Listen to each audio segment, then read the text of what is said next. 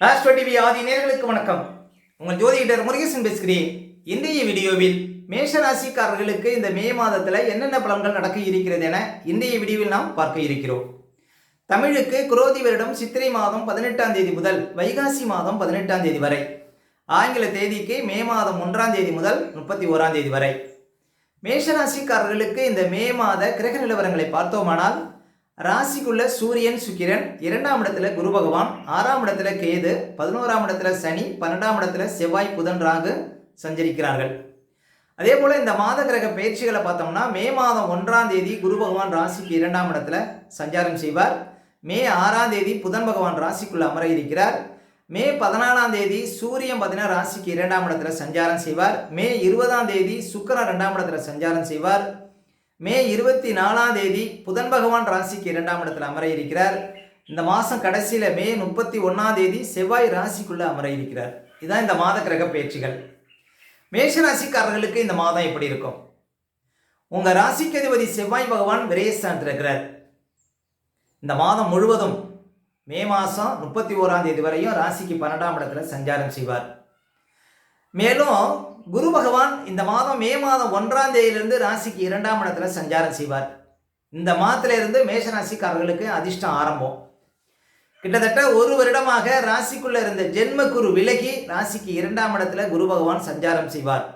இந்த மாதத்திலிருந்து உங்களுக்கு மிகப்பெரிய சந்தோஷம், மிகப்பெரிய அதிர்ஷ்டம், மிகப்பெரிய தனவரவு கிடைக்க இருக்கிறது. அதாவது இன்னும் சொல்ல போனால், உங்களுக்குள்ள இருந்த இந்த டென்ஷன், அந்த ஒரு மனசில் இருந்த ஒரு பயம், ஒரு பதட்டம், இதையெல்லாம் மாறி நல்ல கலகலப்பாக நல்ல சந்தோஷமாக இருப்பீங்க மேஷராசிக்காரர்கள். அதே போல் கணவன் மனைவிக்குள்ள இந்த பிரச்சனைகளுக்கு இனிமேல் ஒரு முழுமையான தீர்வு கிடைக்கும். குரு பகவான் ராசிக்கு 2ஆம் இடத்துல சஞ்சாரம் செய்கிறார். மிகப்பெரிய சிறப்புங்க. இன்னும் ஒரு வருஷத்துக்கு உங்களுக்கு 2ஆம் இடத்துல குரு இருப்பார். மிகப்பெரிய தனயோகத்தை மேஷராசிக்காரர்கள் பார்க்க முடியும். அதே போல் உங்களுக்கு உங்கள் ராசிக்கு அதிபதி செவ்வாய் பகவான் இந்த மாதம் முழுவதும் 12ஆம் இடத்துல இருக்கிறார். 12ஆம் இடம் வெளியூர் வெளிநாட்டை பற்றி சொல்லக்கூடிய ஸ்தானம்.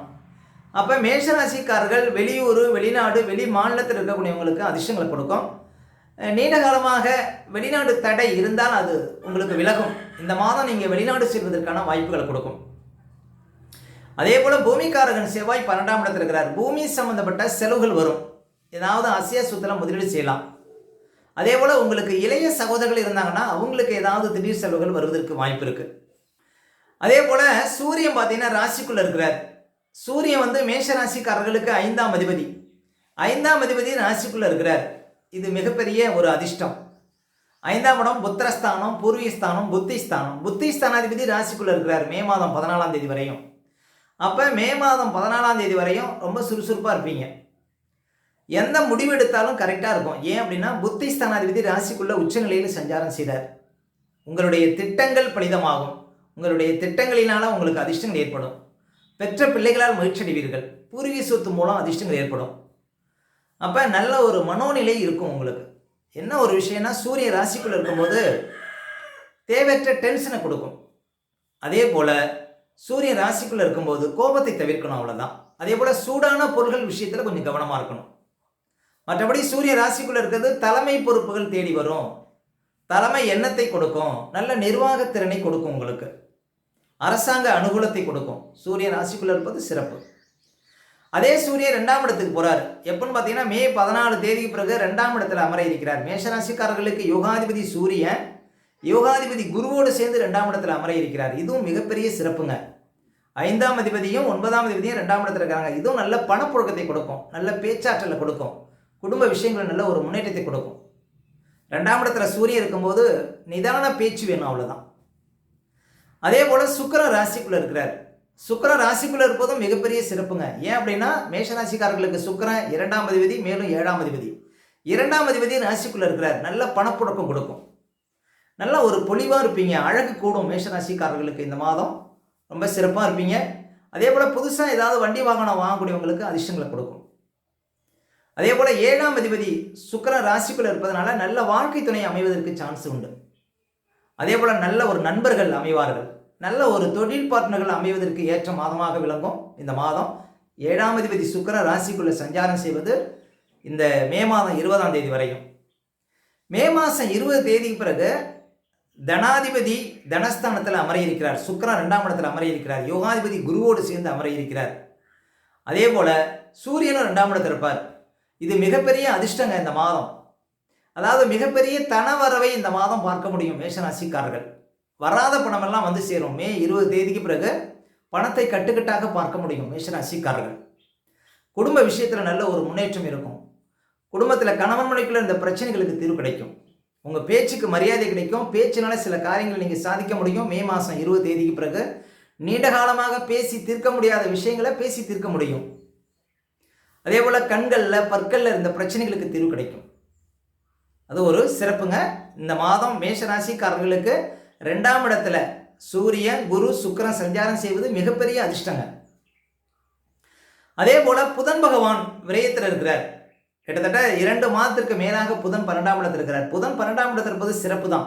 ஏன் அப்படின்னா அவர் வந்து பாவி. மேஷராசிக்காரர்களுக்கு புதன் பாவி. அவர் நீச்சம் பெற்றதுனால கெட்டவன் கெட்டான் கிட்டும் ராஜயோகம். அது ஒரு வகையில் அதிர்ஷ்டம் தான். இருந்தாலும் மே மாதம் 6ஆம் தேதி வரையும் மேஷராசி பெண்கள் ஆபரண விஷயத்தில் கவனமாக இருக்கணும். அதே போல் மேஷராசிக்காரர்கள் வந்து விலையுயர்ந்த செல்போன்கள்லாம் வச்சுருந்தீங்கன்னா மே மாதம் 6ஆம் தேதி வரையும் விழிப்பாக வச்சுருக்கணும். வீட்டில் அழகு பொருட்கள் ஆடம்பர பொருட்கள் காணாமல் போகிறதுக்கு திருடு போகிறதுக்கு வாய்ப்பு இருக்குது. உஷார் தேவை. அதே போல் மனசில் கொஞ்சம் தைரியம் குறையிற மாதிரி தெரியும் உங்களுக்கு புதன் 12ஆம் இடத்தில் இருப்பது. மே மாதம் 6 தேதிக்கு பிறகு புதன் ராசிக்குள்ளே வந்துடுவார். புதன் ராசிக்குள்ளே வந்த பிறகு ஒரு கலகலப்பு தெரியும் உங்களுக்கு. ஏன்னா அவர் 3ஆம் அதிபதி ராசிக்குள்ளே இருக்கும்போது நல்ல ஒரு சிறப்பாக நீங்கள் உணர முடியும். அதே போல் 6ஆம் அதிபதி ராசிக்குள்ளே இருக்கும்போது சுலப கடன் உங்களுக்கு கிடைப்பதற்கு வாய்ப்பு இருக்குது. மருத்துவம் சார்ந்த துறையில் இருப்பவங்களுக்கு அதிர்ஷ்டங்களை கொடுக்கும். புதன் ராசிக்குள்ளே இருக்கும்போது போலீஸு இராணுவம் போன்ற துறையில் இருப்பவங்களுக்கும் அதிர்ஷ்டங்களை கொடுக்கும். புதன் ராசிக்குள்ளே இருக்கும்போது சுபக்கடன்கள் ஏதாவது ஏற்படுங்க. அவர் 6ஆம் அதிபதி ராசிக்குள்ளே வருவதனால இந்த மாதம் மே மாதம் 24ஆம் தேதி வரையும் உங்களுக்கு ஏதாவது சுபக்கடன்கள் வந்து சேர்வதற்கு வாய்ப்பு இருக்குது. அதே போல் கேது 6ஆம் இடத்தில் இருக்கிறார். அதெல்லாம் சிறப்புங்க. கேது 6ஆம் இடத்தில் இருக்கிறது என்றைக்கும் ஒரு விசேஷமான ஒரு நிலை. நல்ல தைரியத்தை கொடுக்கும் 6ஆம் இடத்தில் கேது இருப்பது.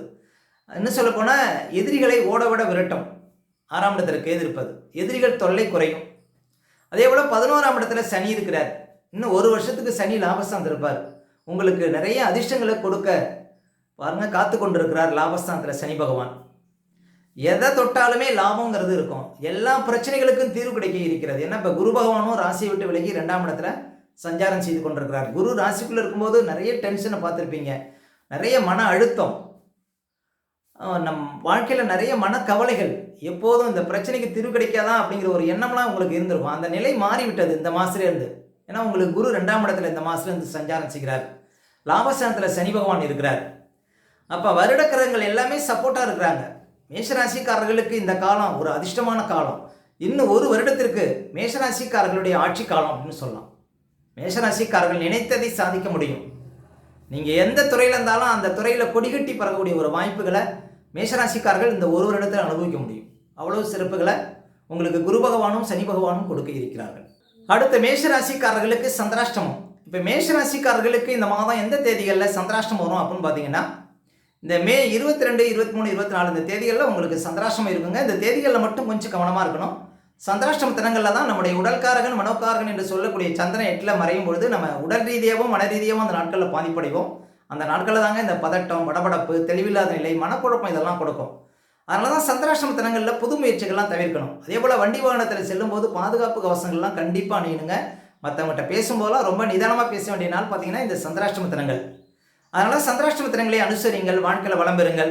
மேலும் மேஷராசிக்காரர்களுக்கு இந்த மாதம் எந்த தேதிகளில் பணப்புழக்கம் சிறப்பாக இருக்கும் அப்படின்னு பார்த்தீங்கன்னா மாத ஆரம்பத்திலே உங்களுக்கு பணப்புழக்கம் ரொம்ப சிறப்பாக இருக்கும். இந்த மே மாதம் 1ஆம் தேதி, 2ஆம் தேதி, 3ஆம் தேதி, மே 7, 8, அதே போல் மே 11, 12, அதே போல் மே மாதம் 18, 19, 20, 21, 22, மே 29, 30, 31 இந்த தேதிகளில் நிறைய பணப்புழக்கத்தை பார்க்க முடியும் மேஷராசிக்காரர்கள்.